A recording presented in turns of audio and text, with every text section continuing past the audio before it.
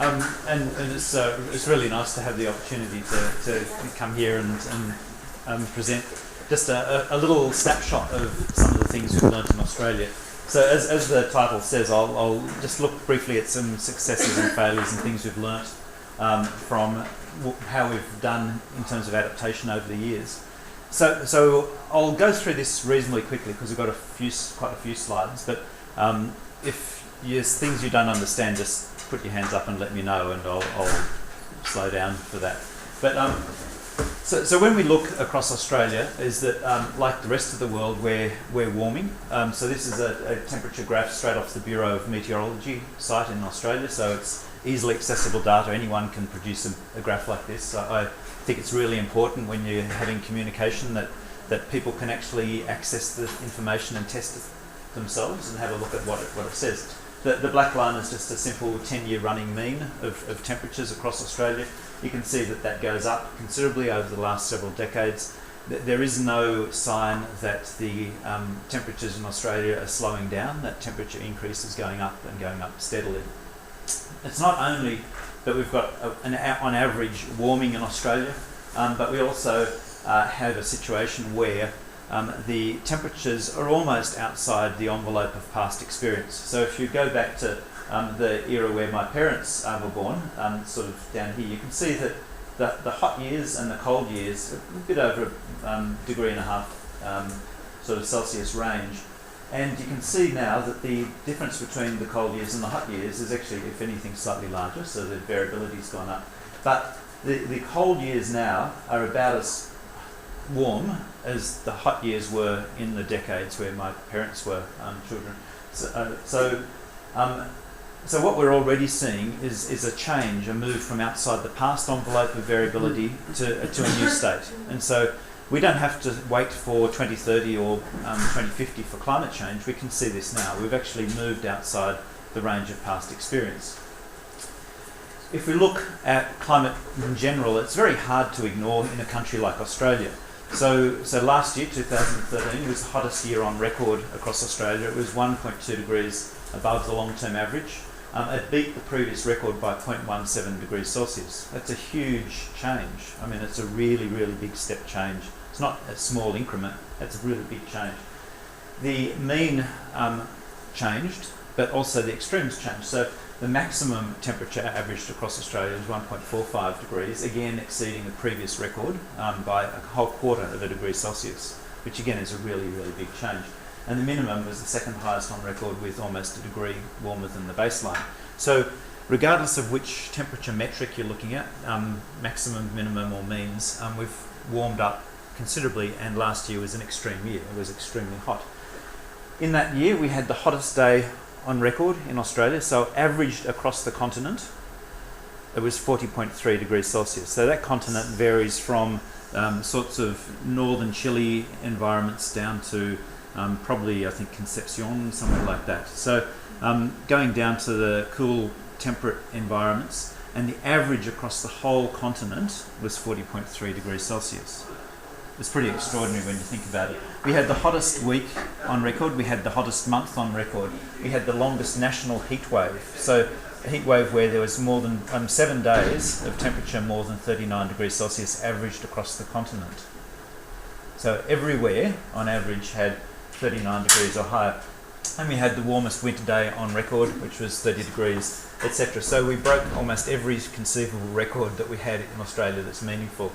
And we also see the consequences of that. So we actually now, because of the changed fire regimes as a function of changed temperatures, etc., we have a new classification in our fire system. So this little diagram down here is our fire danger rating, and we all used to have 5 categories which went up to extreme. So this was rated from 0 to 100, with 100 being the worst feasible conditions for fire when this was designed back in the sort of 1980s.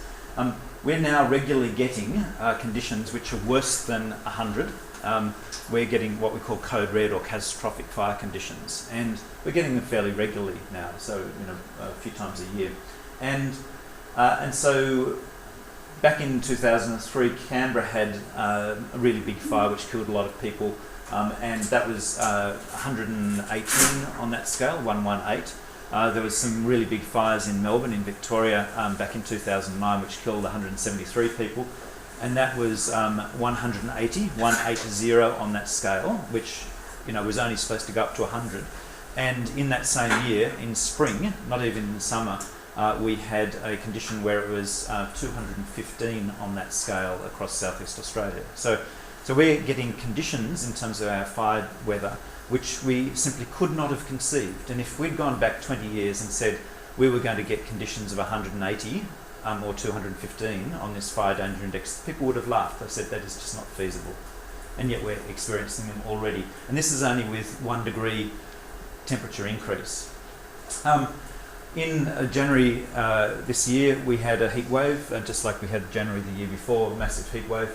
We saw over 50% increase in deaths across Southeast Australia. In Melbourne, one of the second biggest city in Australia, the cardiac arrest rate was 7 times the normal during that heat wave. So there's vulnerable people, and their incidence of sickness and death increases really rapidly. So these events hit the young and the old and the ill, and so people who are vulnerable.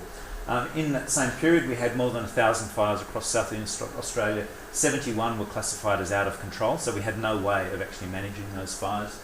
We had a whole series of houses without electricity because of the high demand, so our electricity system couldn't supply those houses, which in Australia is extraordinary. We've got a very stable system.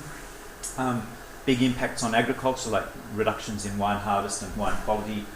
Impacts in terms of natural systems. So in Queensland, there was counted around about 100,000 fruit bats that just fell out of trees around Brisbane, one of the big cities in Queensland. And that's because these animals can cope with temperatures up to around about 40 degrees, but once they get beyond 40 degrees, they can't cope anymore, and they just fall out of the trees. They just die and fall down to the ground. And they actually have a behavioural pattern which actually makes that worse. So when it gets really hot and they get stressed, they actually cluster together. So instead of separating apart to get rid of their body heat, they actually cluster together, and it just makes it worse. And so they die in huge numbers. So they all cluster together and just die together, and they just fall out of the trees. And we had interruptions to sport. So the Australian Open was sessions were cancelled, etc., which made a lot of media press. And in terms of little creatures like this one, this is a koala. Some people call it a koala bear, but it's not a bear, it's a marsupial. But koalas hate water. If there's a creek in their way, and they won't cross the creek because they don't like water. But we actually saw conditions like this. This was a photo from Adelaide, where these animals that were so hot that they were actually going to look for water. And this one is sitting in a little kiddie swimming pool, in a little shell, water swimming pool. So it was adaptation, yeah. And so this was overcoming their fear of water because they actually needed to sit in the swimming pool to survive. So really hard to ignore these climate change sort of extremes. So the electricity shutdowns that you mentioned, were they mostly because of higher demand, or do you also have some supply problems? I know maybe hydropower could be affected. Yeah. No, it's mostly just a demand function. So that lots of people with lots of air conditioners these days, and it just causes brownouts and then failures. So in other circumstances, you can get accumulative effects where you have breakdown of the infrastructure, but that was just largely a demand function there.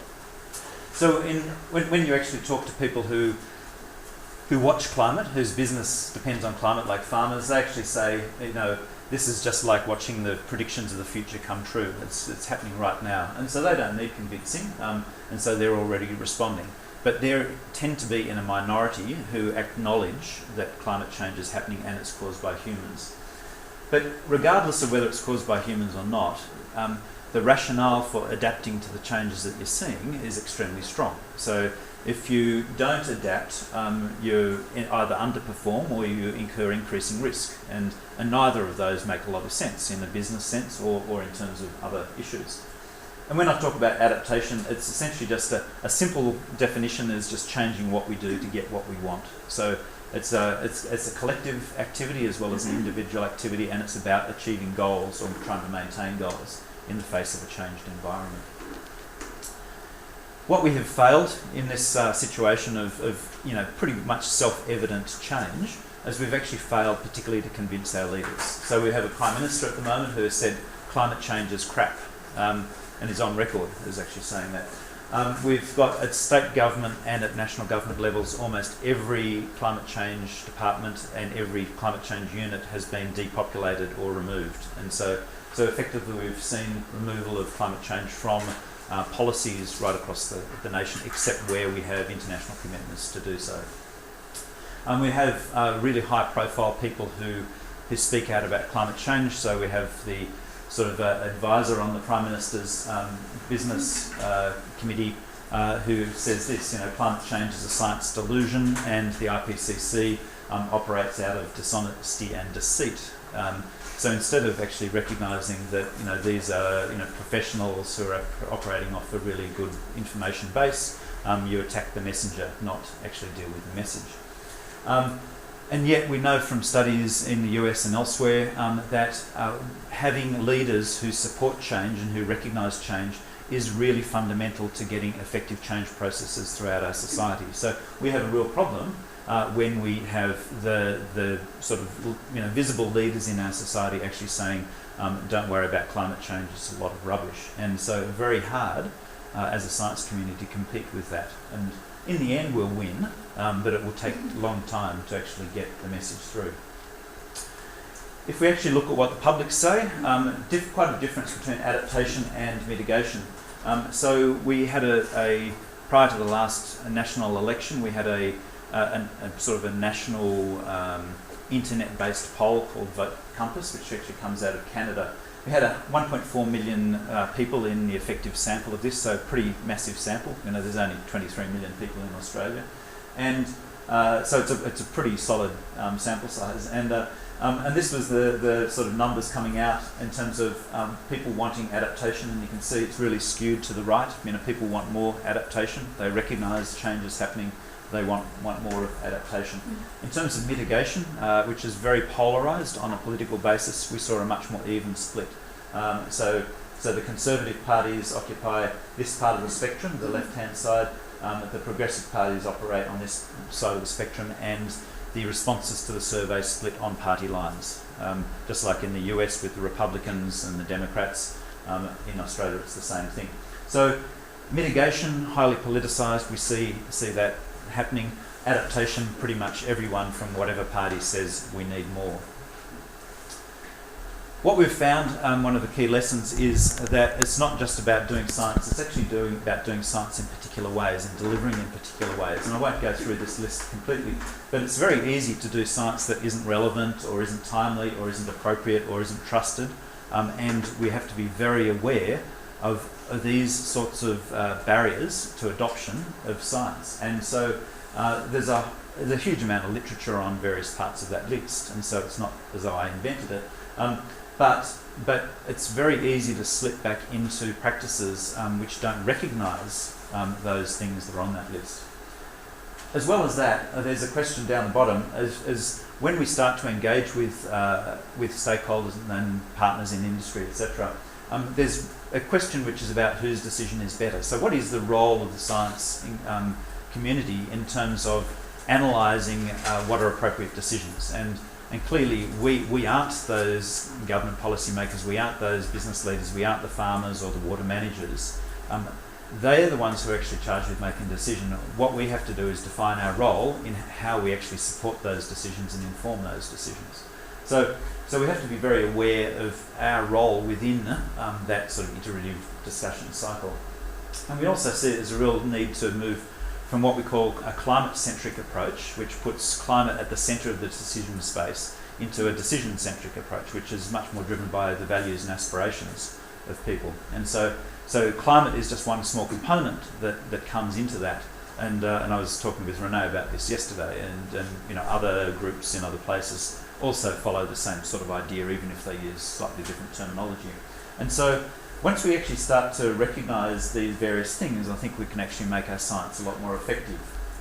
And one of the key things is what we call moving from analysis to action. So science tends to focus on analysis and focus on definition of the problems. we recognise that we actually need to move to being part of the solutions. And it's not easy, and it's easy to say, but it's actually quite hard to do.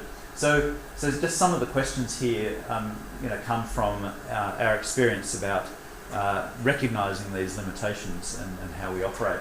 And probably the important ones is when we actually do things like assessing adaptation options, it's not about the assessment, it's actually about leading to developing and testing those adaptation options in sensible ways. In terms of if we're looking at adaptive capacity, it's not about saying, this bunch of people aren't very adaptive and this bunch is because of various factors. It's the whole idea is actually to build that adaptive capacity so people are actually less vulnerable. And so the idea of doing vulnerability studies is actually to reduce vulnerability, not just to map it or to define it or to categorise it or to compare methods in how you do it. And so it's really about having an action-based approach to the science, and there's a whole range of ways you can do that. And it's also about integration of climate change concerns with other issues, and I just list a few down there, such as natural resource management and ecosystem services. So it's about that integration of climate change into a broader spectrum of activities. And part of that is a recognition that it's never just climate change by itself. It's always climate change and failure of your infrastructure system, or climate change, and increased number of air conditioners in houses that leads to the brownout. So it's not just the climate change itself. The reason why I put this slide up was when I put this picture together. In Queensland we have a big drought, which is bad enough, but we also have a whole series of things like grasshoppers, or in this case budgerigars, causing problems. And so each of those little dots in this photo here is one of these. Beautiful little bird, you can go and buy them for $20 in the pet shop, and if you sell them overseas, they're probably worth a lot more. But each one of those little dots is one of these little budgerigars, and it's going out there and it's eating the grass and it's eating the seed and it's competing with the cattle for food, and it's making an existing drought worse. And just as an example, it's a sort of a frivolous one, but it's an example of how it's not just about the drought, but it's about the drought plus the other things that are happening. When we start to look at our science, we actually recognise that partnerships are crucial. You can't actually get that change in water management or in ecosystem services or urban design without actually being engaged with the people who are doing that stuff, who actually are responsible for and have a mandate to actually do that, make those decisions. So we often talk about what we call pathway to impact. So it's when you're doing a piece of science, what's the steps needed to actually get that into operation in decision making? And it sounds easy, but often it's quite difficult to do. We need to actually use partnerships to better define the questions, and we can do that quite effectively. Usually people who are bedded into an issue have a pretty good idea of what the issues are, what the questions that need to be asked are. If you partner effectively, you can co-invest, so you can build a bigger research program, etc. You can co-design the research, so you actually get more effective research. You can pool the knowledge, because scientists usually only have a small amount of the knowledge that's needed in any situation. And demonstrably, you can actually come up with a broader range of solution options. So if you get a group of scientists, you'll end up with an adaptation option list this big. If you get a group of professionals in that domain, whether it's water resources, you'll end up with a list of options this big. So you actually end up with a whole series, bigger list of solutions than if we just do it as a science community alone. And of course, you've got ownership and you've got relevance and credibility and legitimacy if you do this properly. One of the things we've found as we've worked with groups over a period of time, looking at adaptations to climate change, is that often they start with a very technical focus. So if you say, okay, how will you adapt to climate change? And their solutions are very technical. So they'll focus on a new crop variety, or they'll focus on an improved irrigation sort of, jet or something like that.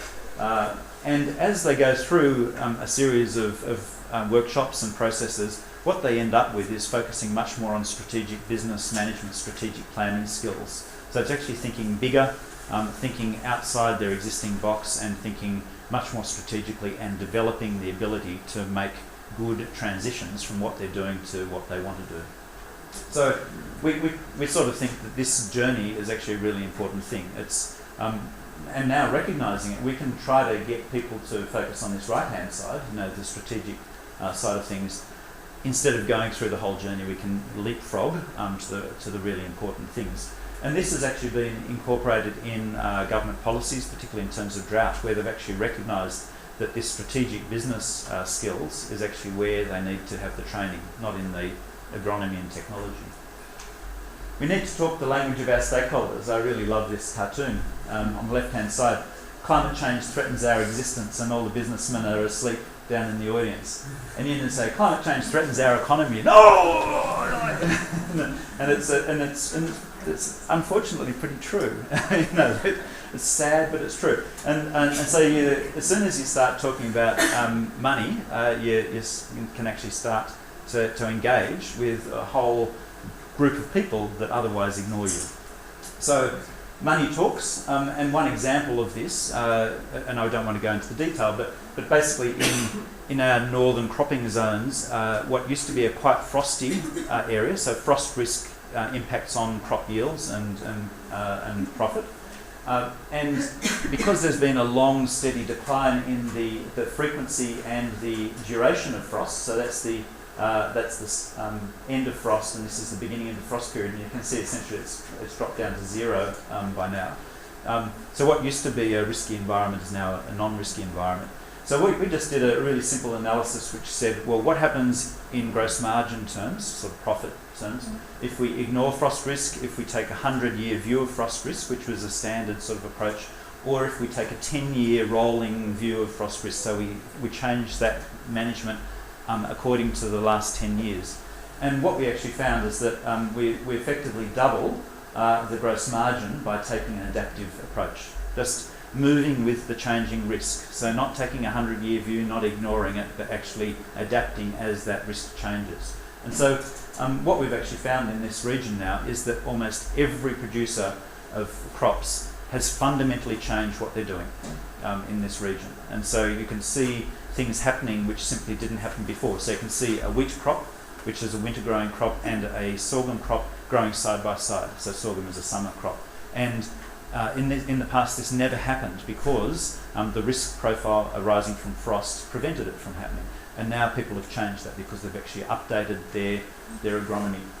It's a really important idea, just moving with the times. And in fact, I think this can bypass a lot of the dependence on climate change projections.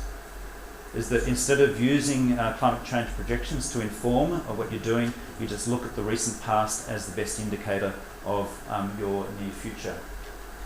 In terms of policy, when we started this probably 20 years ago, is that the standard sort of approach was what we call a science gap model. That is that if you develop more knowledge and you shove it into the policy system, you can solve the problem. And it will lead to some sort of action by governments or industry. But we actually know that this doesn't work. It doesn't work in a whole range of ways, and there's literature from a series of different fields which actually shows that. So what we try now to do is actually approach governments with a very clear economic policy agenda, which, and when I talk economics, I'm talking broadly, not just the dollars sort of things, and sort of discussing the rationales for government intervention in the language that they use. So, things like externalities, addressing market failures, addressing public values failures, and looking at the institutional barriers to change. And we hope, we haven't got good evidence for this yet, but we hope that actually by combining this sort of approach with a more outcomes-focused research, we can actually start to be more effective in terms of policy impact to develop solutions. Mark, Laura, could you give an example of this outcome-focused research? Sure, I'll actually show you in a few slides as one example of that. So one of the things we've also learned is absolutely crucial to not forget the people in the system. And so a lot of times when people put together integrated assessments, etc., it's all about the water, or it's all about the dollars, or it's all about land use change, etc. And often actually forget that there's a whole bunch of people who are affected by and affect these changes. One study which was quite interesting by a guy called a PhD student called Ivan Hannigan just looked at linking suicide rates with drought, and he found that that suicide rate really significantly increased for males, young and middle-aged males. As the drought gets worse, the suicide rate increases significantly, and that varies by gender. So with females, in fact, it goes down as drought stress goes up, and there's a few hypotheses which we're testing about that at the moment. But it's also age-based. So we've got more sort of males who have experienced droughts before. They actually don't respond in the same way. So there's things about gender, there's things about social networks, there's things about experience, which either result in increased numbers of people taking their lives or decreased numbers of people taking their lives. And I think we can probably learn a lot from the female approaches to these issues rather than be stuck with the ones where you end up taking your life.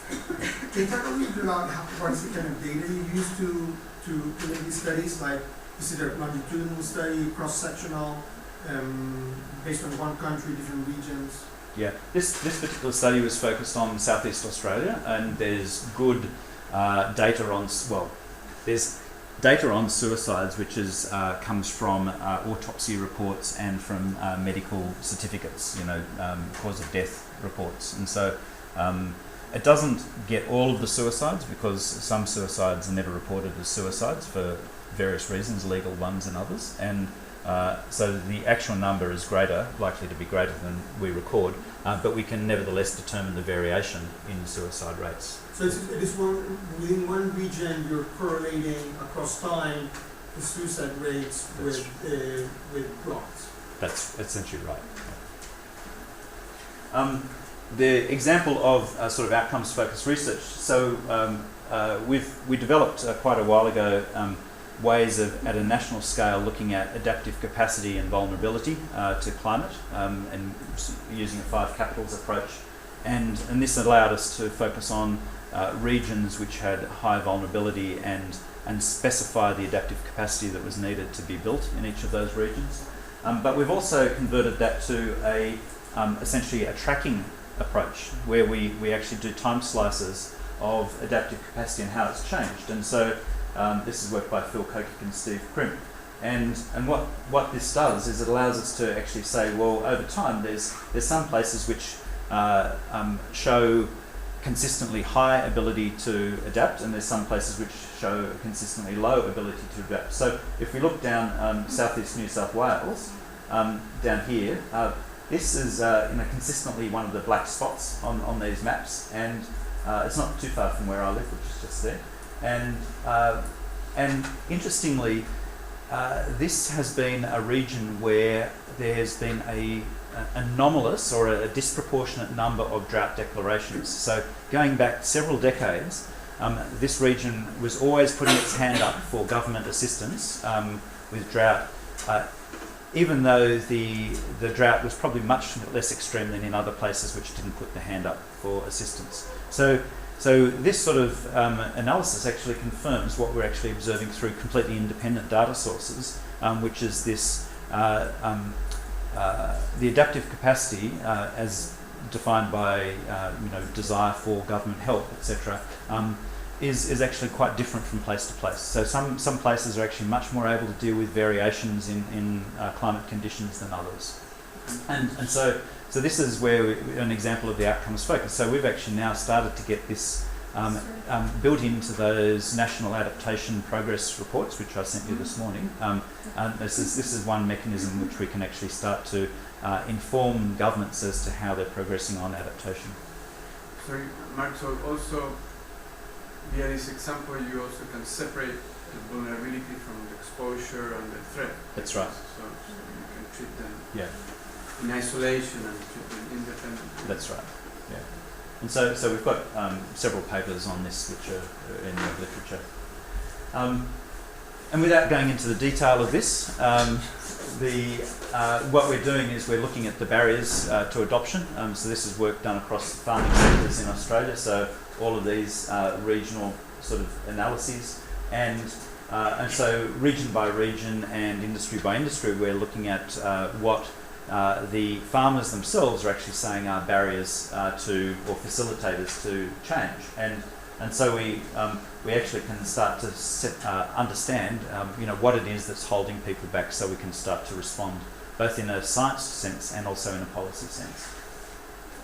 And if we're looking at adoption paths, and so getting people to take up climate change adaptations, if you go back to the work by Everett Rogers, etc., Diffusion of Innovations in 1962, is that there was just a series of 5 key factors that defined the sort of adoption of different innovations, and those are relative advantage, compatibility, simplicity, trialability, and observability. And one of the interesting things is that none of these are easy to demonstrate for adaptations to future climate change, because they're all about being able to sort of try something and learn from it in the current situation. And so we don't have time machines that can go into the future and see if this practice works and then come back.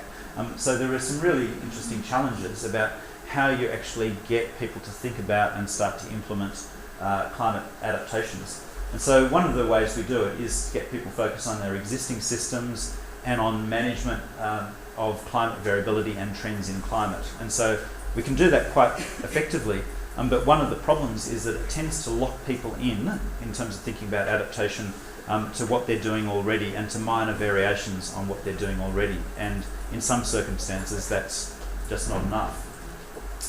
And so part of that is sort of having a conversation about the uncertainties, because often this is presented as a rationale for non-action.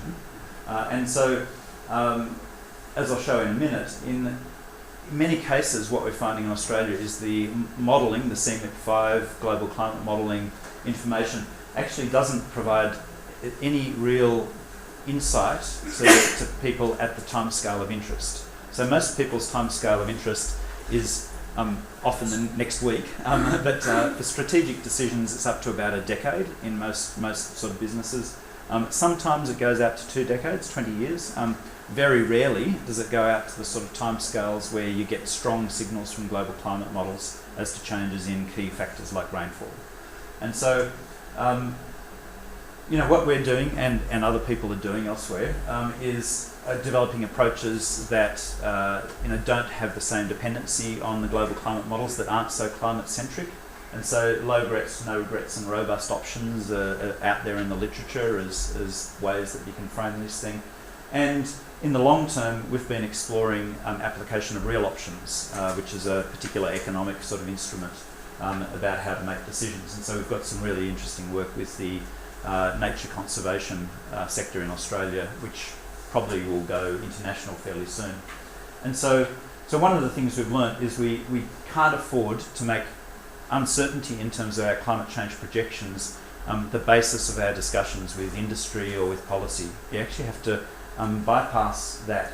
And one of the reasons why I say this is if we go to some work over in Western Australia, that's the southwest of Australia, and we look at what's been happening with rainfall and what's the global climate models say is going to happen to rainfall. So I'll just extend my thing here. But this shaded area is what the global climate model projections are, running up to 2100.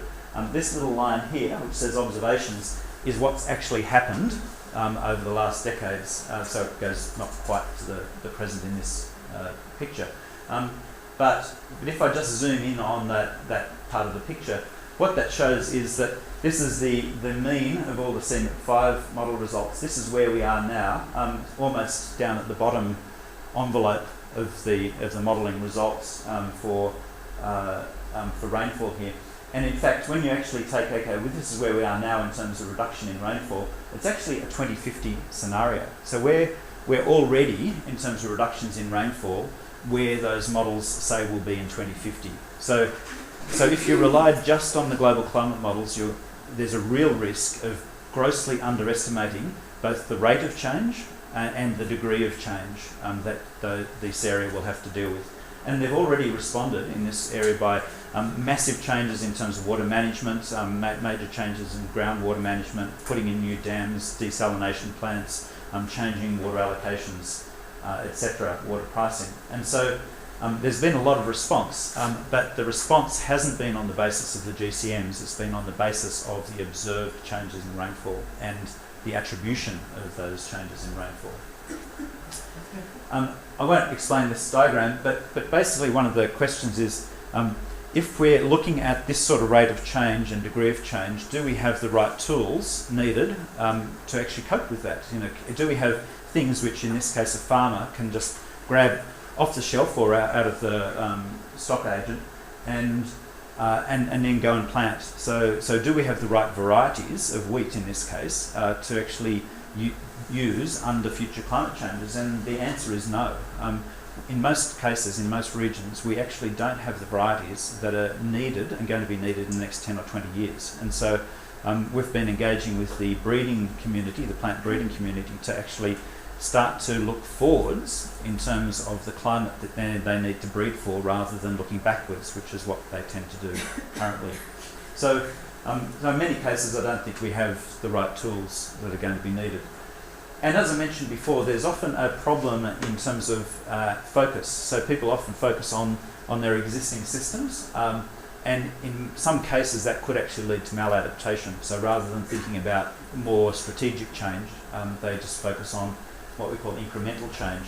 And so we're engaging with different groups to sort of deal with what we call the incremental change, that box there, but also to think about what we call systemic change, so changes within the system they're dealing with, and also transformational change. And so getting people to think more broadly and integratively about the range of options that are available for them, rather than just sitting in the current box that they happen to be in.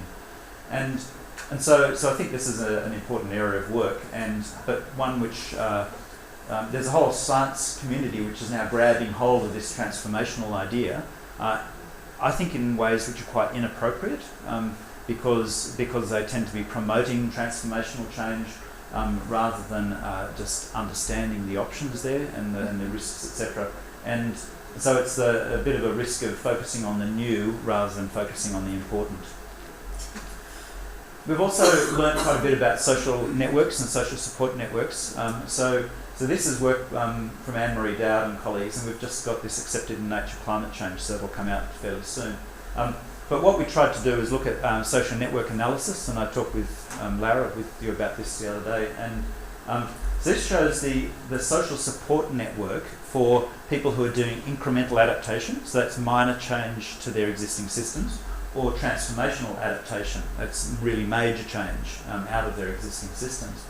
And what we find is that those people, the incremental adapters, this on the left, have extremely strong social support networks, particularly in the local area, whereas the transformational adapters have quite weak social support networks. And I can talk about why this is important later.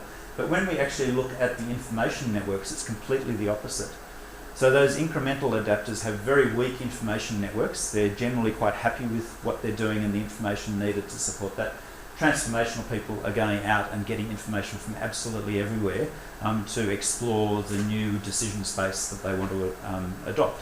So if you have an adaptation policy which only focuses on the incremental, you'll get it wrong. If you have an adaptation policy which only focuses on the transformational, you'll get it wrong as well. So you actually have to start thinking about policies and practices and information systems, etc., which differentiate between these groups and target appropriately.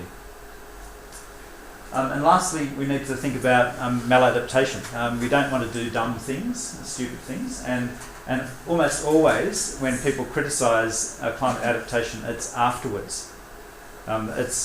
Someone's done something and then prepared for drought, and then it starts to rain, and they say, "Oh, that was a really dumb thing," but they didn't say it was a dumb thing beforehand. So people are very wise after the event, and the maladaptation is an easy thing to diagnose after the event, but not forecast. But it does raise some questions about what does good adaptation look like. So what is appropriate adaptation in different circumstances, given quite individual sort of values and aspirations that often occur, and the change in those over time. So you get a change in political party, and you can get a change in that sort of value set and how it's expressed. And the importance of evaluation, so you actually can start to understand when maladaptation occurs and do something about it. And because of that, I think we need to think as a science community about how we change the science that we do. So this is a sort of list of very simple questions, which I published a few years ago, which in essence just goes through the sort of questions that you ask as you would expect to ask as you go through a process of adaptation to climate change or to anything else. So firstly you ask, is it real? And if it's real, then you go to the second question, does it matter? But if you think it's not real, you stop, do not pass go, do not collect $200 sort of thing. So you can only, if you progress down these questions, it's like a flow chart sort of thing. So is climate change real? If the answer is yes, does it matter? Does it matter to me? Will it affect the things that I value, the things that I do? If the answer is yes, then you say, well, can I do anything about it? What are my options to adjust? If the answer is yes, then you can say, well, how do I actually take those actions? How do I progress from an idea to some action and what's needed there? And then lastly, how do we actually know that was the right thing to do? And if we go through that sort of set of questions, the first three questions are predominantly about biophysical science, but not exclusively. Then we get a series of questions which are much more about the social science and economic sciences. And then right down the bottom, it's about philosophy and policy analysis and political sort of dimensions. And one of the problems I see in the science community is we tend to keep on, we come a little bit down this pathway, and instead of then handing over the issue to people who can take it forward, we push it back up to the top. So we get down here, we say, oh yes, there's some adaptations you can take, but uncertainty in global climate models means that we really don't know if that's a good idea. So we need to reinvest in climate change models and get a better handle on uncertainty. So we go into this Groundhog Day loop. Do people know Groundhog Day is the thing? Yeah, so you just go into this loop where you never exit this loop, and you actually never get down to the really important things, which is actually taking action and starting to have a broader societal change. So I actually see that the science community is part of the problem, but we can also be part of the solution. And we need, I think, to be really self-critical about this. So in summary, for Australia, but also for other places, climate change is both a clear and present danger. We don't have to wait 30 or 50 years. It's also an opportunity, because change does actually bring opportunity. You can change your risk profiles, you can grab opportunities before other people do. For me, there's a compelling argument about having more effective engagement strategies and effective communication of climate change. In part of doing that, we need to build adaptive capacity inside our own community as well as outside it. And we need to focus on outcomes and adoption paths, not inputs and outputs. And we need to use appropriate methods, so we need to think hard about what appropriate means. We need to start building tools that are available when they're needed, so ahead of time we need to invest in those tools, so we're not saying, oh, you need this, I can deliver that in 6 years. Well, that's too late. We need to be able to deliver at the time it's needed. Thinking about integration across scales and across issues, be comprehensive in the approaches we take to adaptation, so not just incremental, not just transformational, but across the continuum. We need to put in place good evaluation and monitoring systems so that we actually know what we're doing, when it works and when it doesn't, and why, so we can actually do some learning there. And we need to continue to adapt our science, like I was saying at the last thing. Be prepared to hand over that science once we've actually done our bit and pass it on to other groups who are actually able to take it the next steps. And if we do that, then we actually have a good chance of adapting to climate change. Thank you.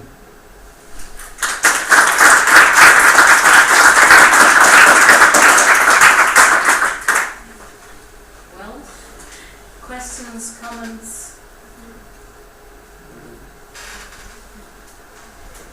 Sebastian. Thank you, Mark.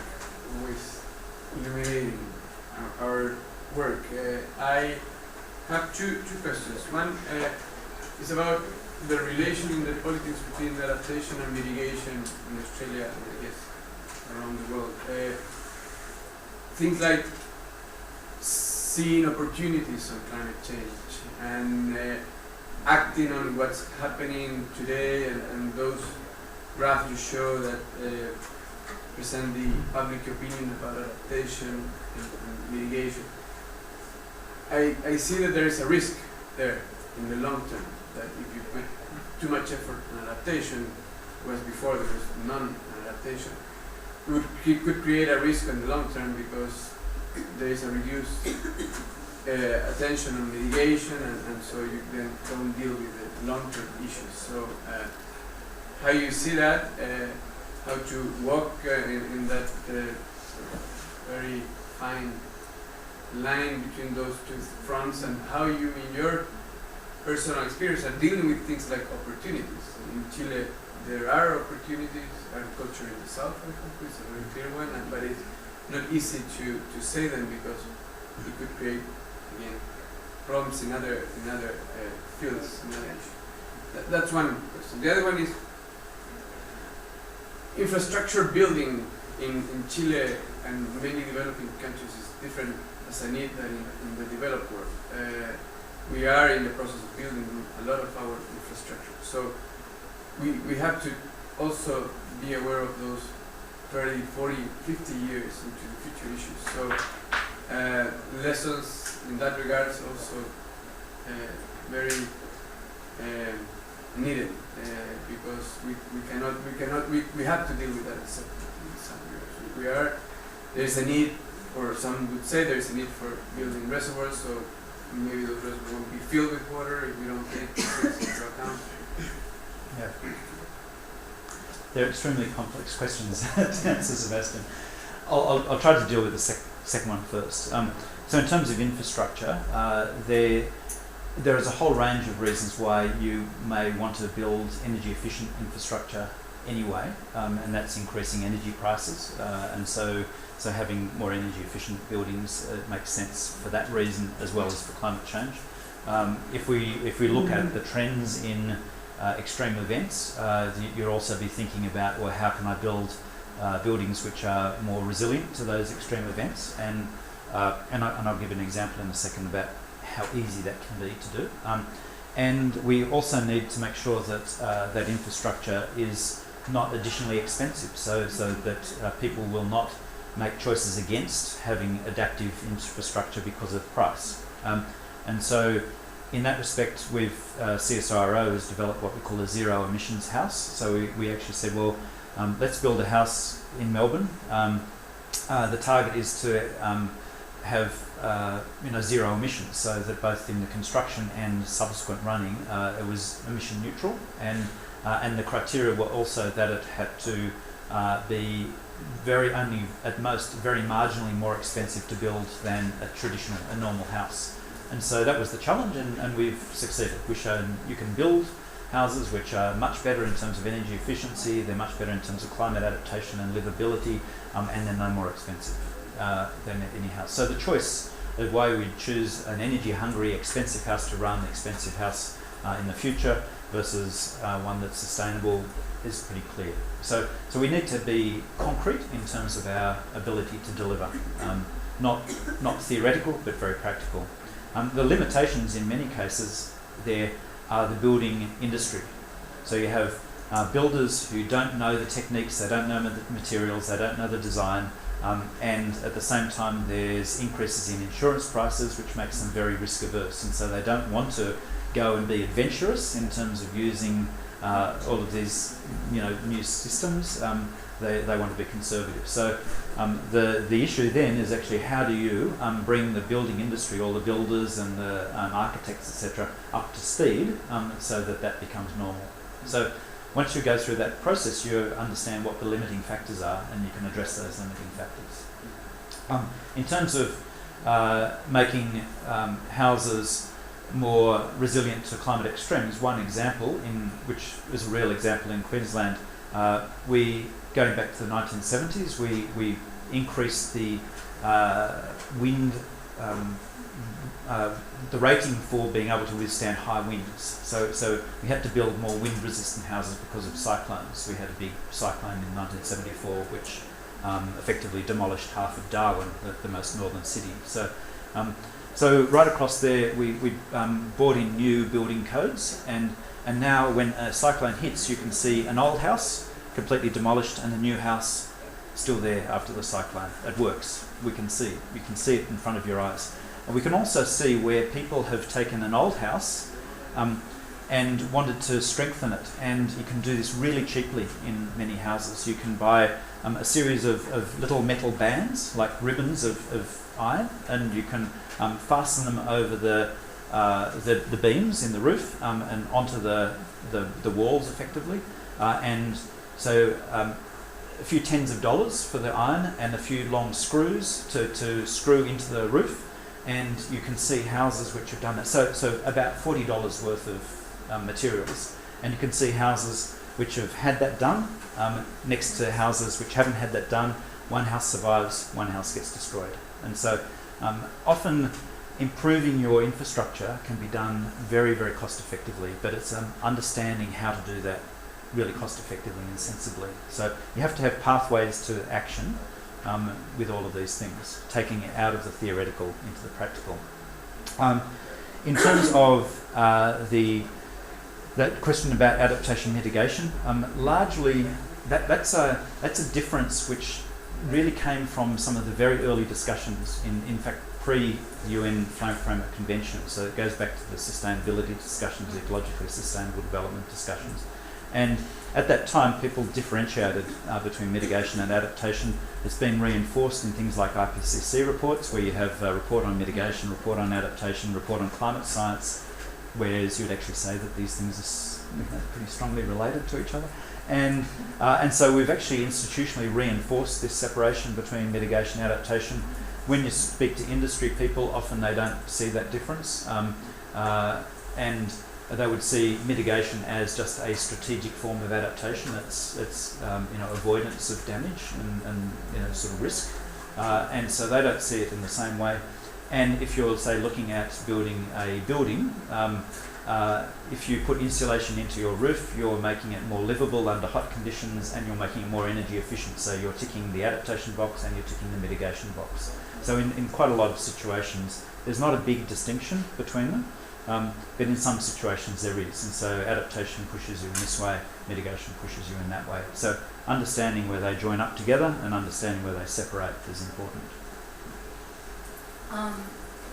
With respect to this, using the current information the last 10 years or 20 years to project into the near future, that works if you have a good idea of the past, and that past is reasonable as a forecast for the future. But in the case you have a large internal natural variability, well, that becomes trickier, even more. I think it's a good approach anyway. I mean, to learn from the past, what's the type of variability you have seen, is there a change, and then you project to have the upper and lower bounds of that. But with natural variability, I guess this gets, and this country is subject to that. That's right. It gets trickier. So the way I'd do this is it's not just a simple extrapolation. No. It's actually understanding what are the drivers for that variability and how those drivers themselves are changing. Yeah. And so and that's where it's more than just a drawing a line on a graph. It's actually understanding what's driving your systems. And but I still think it's actually a really constructive way of engaging with people, because a lot of people who are dealing with adaptations in psychological terms, they're sensates. They like concrete examples. They like things they can put their hands on. So it's not about ideas. So if you try to convince them based on an idea, you'll get nowhere. But if you try to convince them based on something they can see and experience, like historical data, then they'll actually take it on.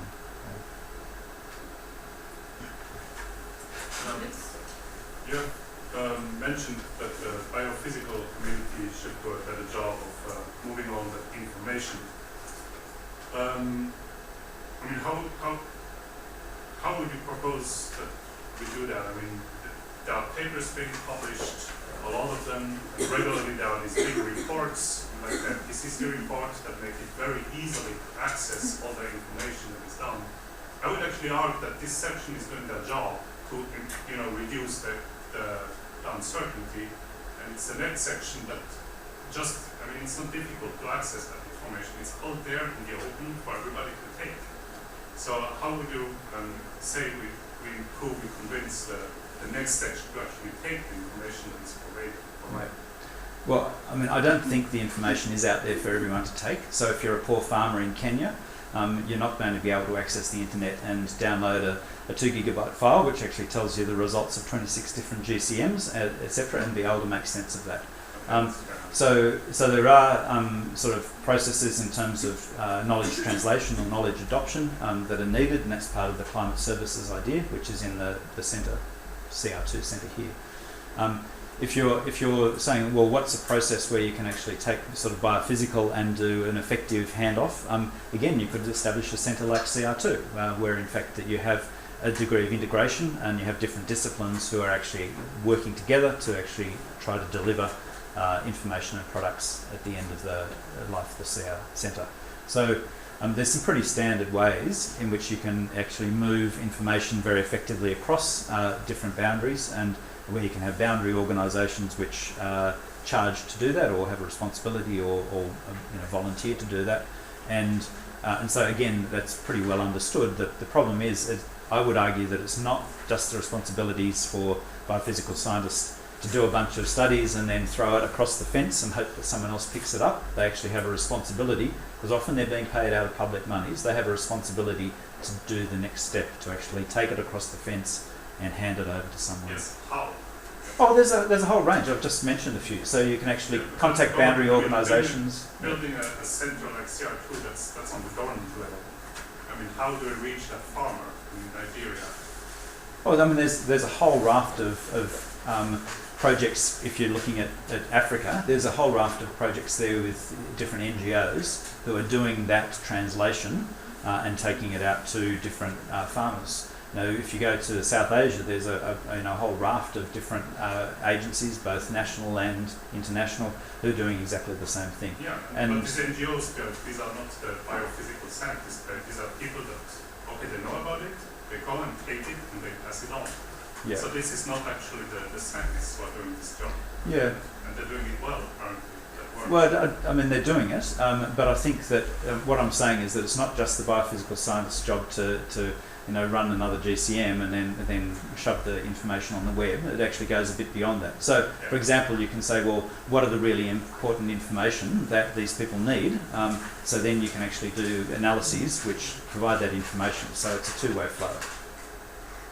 I could stress that point. It's not a matter of information, it's a matter of communication, which is it takes more energy, definitely, but it's needed. I mean, you cannot put, this is my paper in Nature, in my jargon, and then that doesn't translate into policy or governmental decisions like that. You have to sit down and talk and come to a common language too.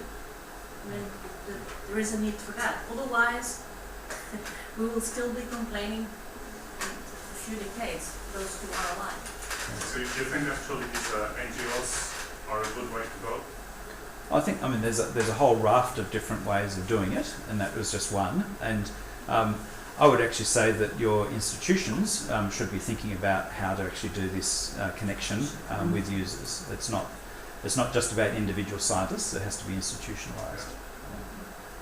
I think another issue which sort of builds on that is when you do have these really high members of government who are completely just categorically against the science in general, how do you get it out that way? I mean, the scientists, we can write all the papers and we can talk to the news media and stuff, but if eventually it's going to get picked up by Fox News and they're going to be like, oh, look at what the scientists are doing now, they're so crazy, then, I mean, how do you really, how do you make that connection sort of, I mean, the farmers in Kenya, I'm sure they believe in climate change for the same reasons you're talking about the farmers here, but in terms of getting a political will to do something on a larger scale, I think that's sort of, to me, a more difficult question.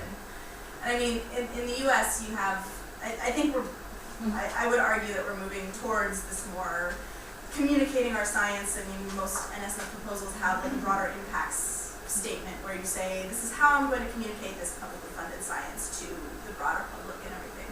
but in terms of actually getting people to believe it when there's all of this misinformation and all of these forces that are actively working to suppress the science, I think that's, I don't know, do you have any thoughts on that? I mean, many. So for example, with the NSF thing, yes, they do have that section, except it's largely irrelevant. So it's a tick the box thing, and it goes on. Let's take it seriously. Yeah, but in terms of the evaluation, as I understand it, it actually has no impact. So until you actually give that teeth, until you actually make it meaningful, then it's going to be just dealt with in a trivial way by the people who write the proposals, and that's just human nature. One of my first slides was actually saying that we've failed in Australia in terms of convincing the current leadership about climate change. And it's not...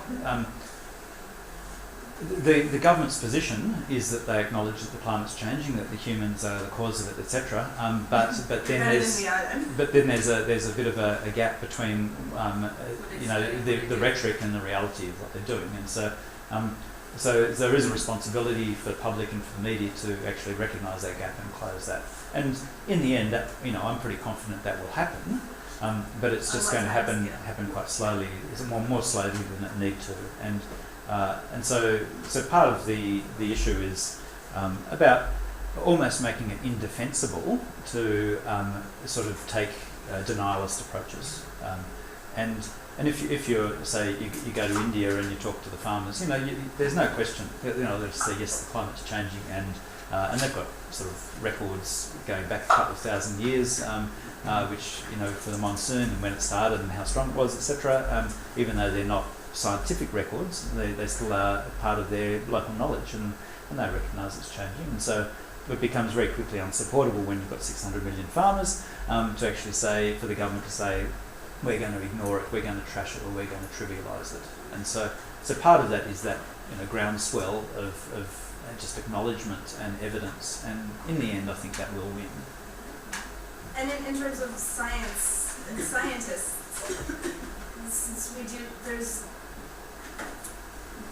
all of the stuff that's out there, you can get this sort of pushback. It's if you step beyond your role as a scientist and try to communicate it on a broader scale, you will get labeled as being like an activist, or it'll be politicized. And so I think that's sort of a line that scientists have to toe, which is how do you maintain your scientific integrity and also get it out to the broader public. Yeah. It's not really an easy question. Yeah, I don't think it's a particular question. I do exactly that. So if you read Roger Pielke's Honest Broker, sort of there's different ways science can operate, and they're perfectly legitimate. They're just different, and some of them are appropriate to operate within this framework. I don't have any problems at all in actually being both sort of out there, rationalising the importance of adaptation, and at the same time doing it in a way that's has integrity, both in terms of science as also in terms of sort of broader concepts about transparency, etc. And so I don't see that there's an either or. I think you can do it. You just have to be careful about doing it. And so there's lots of ways of saying something, and some of them can be, very frontal and confrontationalist, and other ways can be a little bit more subtle, and they just sometimes take a bit longer. But sometimes they're actually much quicker, because if you're confrontationalist, you'll actually build up resistance, and you'll get back people into a corner, and once they're in that corner, they won't come out. And so you make the resistance permanent. If you're actually less confrontational, you engage with them, you understand where they're coming from, then they'll go along with it. Marcelo, and then... Well, it's related to the previous question. You were talking about the communication between basic scientists and the farmer. But when you put up that chain, you had other scientists in between, right? Social scientists, economists, right? So I even see miscommunication between in that step, from basic scientists to social scientists that typically try to measure the impact of these predictions in climate change on different aspects of society. And how do you make that integration? I mean, have you seen it in Australia? And if so, what are the things you've done to foster it? Yeah, I mean, it's it's a pathway which has been trodden since the 1980s, since we've had sort of things like simulation models which take inputs like climate or labour or fertiliser or water, etc., and then put them into some sort of decision framework. Because that's a path which has been trodden many times and often failed because it doesn't actually understand the basics of decision making and the social aspects of decision making. So I don't see that that's a particular problem. It's we actually by and large know what to do in respect to more effective engagement and communication. It's actually about there's often not the reward signals for scientists to engage in that. For some scientists, it's probably quite inappropriate to actually engage in significant communication. It's much more an institutional responsibility than an individual responsibility. But for those people in institutions who actually have the ability and interest in doing that, they should not be disadvantaged by actually engaging with the broader public. And so it's about thinking about reward systems and career development, which is inclusive of people taking on those roles rather than excluding them. One last question, comment, or no? I'm sorry, but Luz is saying because apparently the streaming is not working anymore. But well, we have some coffee, etc. Thanks a lot